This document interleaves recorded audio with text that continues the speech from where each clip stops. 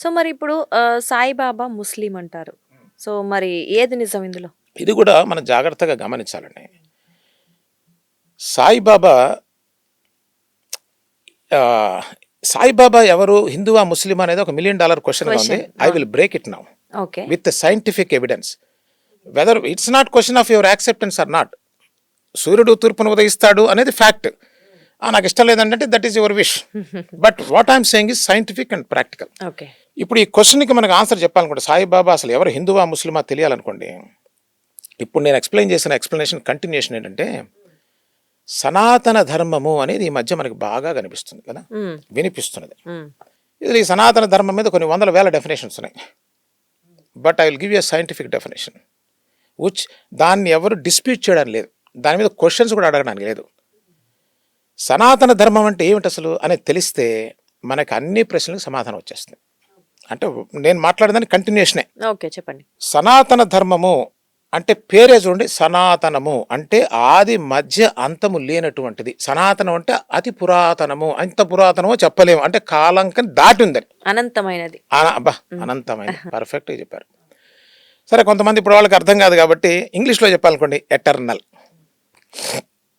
Eternal అంటేనే bliss అండి, ఎటర్నల్లే happiness. యాక్చువల్గా మా సంస్థ ఇది కూడా అదే, ఎటర్నల్ బ్లిస్సే. ఓకే. అందుకని ఈ ఎటర్నిటీ అనేటువంటిది అనంతం అండి, అదే సనాతనం. ఇప్పుడు తేలిగ్గా అర్థమైపోతుంది. ఈ అనంతం అని చెప్పచ్చు, సనాతనం అని చెప్పచ్చు. ఓకే. అనంతం ఏది కాదో rest all are comes next to it. అంటే బ్రేకింగ్ ది లిమిటేషన్, మనకున్న పరిధుల్ని బద్దలు కొట్టేటువంటిది, ఆ అనంతతత్వంలోకి ఎంట్రీ ఇచ్చేటువంటిది, అది సనాతనం అండి. సో సనాతన ధర్మం అంటే మనం అనంతమైన జ్ఞానాన్ని పొందడానికి అనంతమైన లోకాల్లో అంటే you will start living beyond time. This is the point. Where there is a time, ఎక్కడ సమయం ఉందో అది లిమిటెడే కదా, ప్రారంభమైంది ముగిసింది, సింపుల్ లాజిక్. ఆ టైం బ్యారియర్ సైకలాజికల్గా, not physically, physical is fine, సైకలాజికల్గా టైం బ్యారియర్ ఎప్పుడు బ్రేక్ చేస్తామో అది ఎటర్నిటీకి డోర్స్ ఓపెన్ చేస్తుంది. కాబట్టి సనాతనం అంటే ఏంటంటే ఎటర్నల్ అని అర్థం అండి. ఇప్పుడు ఈ ఎటర్నల్ అనేది ఎవరిది సొత్తు కాదు, ఇది అంతే కదా. ఎవరో సొత్తు అయితే అది మళ్ళీ లిమిట్ అయిపోవట్లే. ఇప్పుడు ఇది అర్థమైంది కదా, ఇక్కడ నుంచి యూ కెన్ కంటిన్యూ. సో ఇప్పుడు సనాతన ధర్మం అంటే ఇప్పుడు మీరు అన్నట్లు ఎవరి సొత్తు కాదన్నారు, కానీ కొంతమంది ఒక మతానికి చెందింది అంటారు సనాతన ధర్మం అంటే. కొంతమంది ఒక ధర్మాన్ని, అదే ఒక మతాన్నో లేకపోతే కొంతమంది దేవుళ్ళనో అప్లికబుల్ అక్కడికి వస్తున్నాం. మీరు అడిగిన క్వశ్చన్ మర్చిపోలే, సాయిబాబా ముస్లిమా హిందూ అనేది.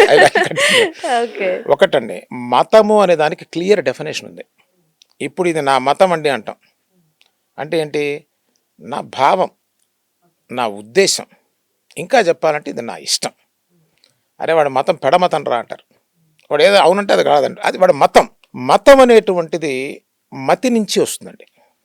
అంటే మనకి సోషల్ పరంగా మనం ఉన్న ప్రాంతం బట్టి, మనకున్న అలవాట్లను బట్టి, మనకున్న ట్రెడిషన్ని బట్టి, మన జీవన విధానం, ఆ పరిసరాలు, ప్రాంతాలు బట్టి ఒక విధి విధానాన్ని ఆ group of people will establish.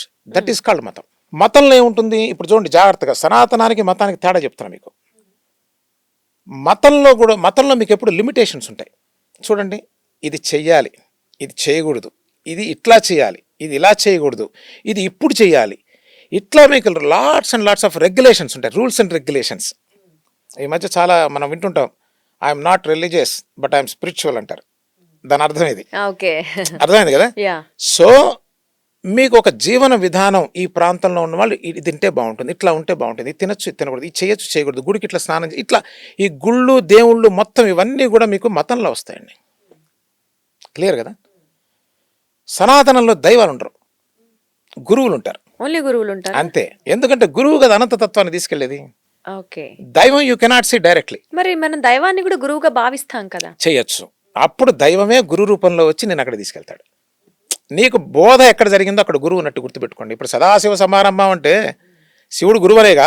అంతే. అదే కొంతమంది శివుడిని, కొంతమంది విష్ణువు. అయితే ఒక మాట చెప్పారండి, అసలు గురువేరా నాయన ఈశ్వరుడు, గురువే విష్ణువు, గురువే బ్రహ్మ. ఎందుకంటే ఆయన దాంతో తాదాప్యం చెంది ఉన్నాడు, దేంతో, అనంతతత్వంతో తాదాప్యం చెంది ఉన్నాడు.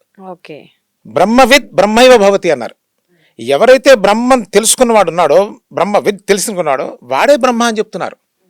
అందుకోసమే గురువుకు ఆస్థానం ఇచ్చారు. అంటే మామూలు విద్యలు చెప్పే గురువు కాదండి, ఈ లిమిటేషన్ బ్రేక్ చేసేటువంటి వాళ్ళు గురువు అన్నారు. ఓకే, అంటే ఇప్పుడు మనోళ్ళు లిమిట్స్ పెట్టి ఇలా చెయ్యాలి అని పద్ధతిగా చెప్తేనే ఎవరు వినట్లేదు. అది రిలీజియన్. అదే అసలు ఎవరికి అర్థం అవ్వట్లేదు, చెప్పాలి అంటే వినట్లేదు. అసలు లిమిటే లేదు, ఏం చేసినా ఏమి ఉండదు అనే ఒక పద్ధతి అందరికి కాదండి, అది అందరికి కాదు. ఓకే, ఇది కంపల్సరీ. నేను వాస్తవం చెప్తున్నా. రైట్. దాంట్లో 1000 కోట్లలో ఒకడు మాత్రం వెళ్తాడు.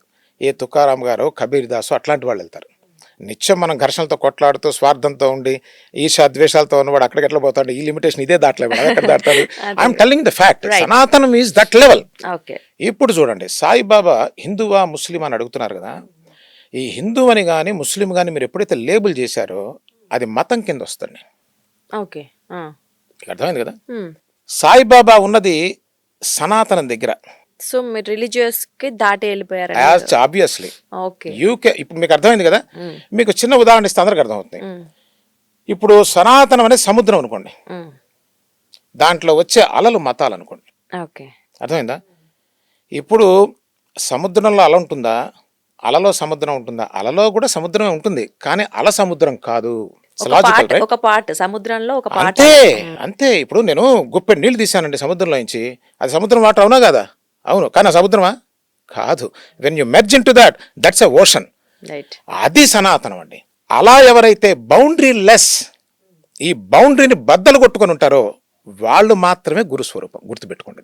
ఇప్పుడు సాయిబాబా హిందువా ముస్లిం అంటే మీరు ఏమి చెప్పట్లేరు, జస్ట్ మీరు అలలో సముద్రాన్ని పెట్టండి, అప్పుడు సాధ్యం అవుతుంది. ఓకే, మీకే కాదు, యావత్ మానవ జాతికి రావాలి ఇది. అసలు మీరు ఇంత పెద్ద సముద్రాన్ని అలలో ఎట్లా నింపుతారండి? అందుకోసం ఇది సెట్ అవట్లా. వీళ్ళు ఇటు పెట్టాలని వాళ్ళు అటు పెట్టాలి, మీరు ఎటు పెట్టినా సరే ఎవరు నాయన దాని యొక్క అనంతతత్వాన్ని మీరు చూడలేకపోతున్నారు. ఎందుకంటే అసలు చూడండి, సాయిబాబా వారి యొక్క రాకలోనే ఉంది రహస్యం అంతా. ఏమండి, ఎందుకు ఆయన మతం ఎవరికి తెలియదు, ఎందుకు ఆయన పేరు లేదు, ఎందుకు ఆయన తల్లిదండ్రులు తెలియదు? నేనెవరో ఎవరికి తెలియని వాడిని, నేనే నా పూర్వపరాలు అందరికీ తెలిసే. ఆయన దగ్గరికి వేలాది మంది, లక్షలాది మంది పెద్ద పెద్ద స్థాయిలో ఉన్నవాళ్ళు, మహాత్ములు, యోగులు, ఋషులు, పెద్ద పెద్ద చదువుకున్న ఘనాపాటీలు, శాస్త్రులు ఎంతోమంది ఆయన సాయిబాబాని దర్శనం చేశారే. వాళ్ళల్లో ఒక్కళ్ళు చెప్పరే ఈయన మా ఏరియా వాడండి, ఫలానా వాడని తెలియదా మాత్రం? మీకు అర్థమైంది కదా నేను చెప్తున్నది. కాబట్టి ఆయన రావటం పేరు లేకుండా వచ్చారు. ఆయన అసలు ఆయనకి పేరు లేదు. ఆయన వచ్చినప్పుడు ఆయన సాయి అని పిలిస్తే ఆహా అన్నారు, అంతే. ఓ అని పిలిచిన ఆహా అనేవారు. ఆయనకేం అంటే నామము రూపము దాటినటువంటి అనంతతత్వంతో తాదాప్యం చెందినటువంటి పరమాత్మ స్వరూపం సాయిబాబా. ఓకే, కానీ మరి మనం ఇప్పుడు సాయిబాబా చరిత్ర చదివినా, ఆయన పారాయణ చేసిన వాటిలో కూడా ఆయన అమ్మ నాన్న కన్న తర్వాత ఆయన్ని అక్కడ వదిలేసి వెళ్ళటము సచరిత్రలు ఎక్కడ లేదు అంటే చూసారా? విన్నారు, కన్నారు, తీసేయండి. అంటే కొన్ని బుక్స్ లో అలాగే ఉండింది. ఆయన హిందువుగా పుట్టారు, ముస్లిం దగ్గర పెరిగారు. ఇప్పుడు ఆయన బోల్డ్ పేర్లు కూడా పెడతా ఉన్నారు. ఎవడు వచ్చిన పేరు పెడతా ఉన్నాడు. అది నిజం కాదంటారా? నిజం. కారణం నేనంటే సచరిత్ర ఎవరికేం తెలుస్తుంది. మరి అక్కడ భూగృహంలో వాళ్ళ అమ్మ నాన్నలు లేదమ్మా, ఇవన్నీ చూసారా పాపం, అన్ని ఇక్కడి నుంచి తప్పులు వచ్చేస్తాయి.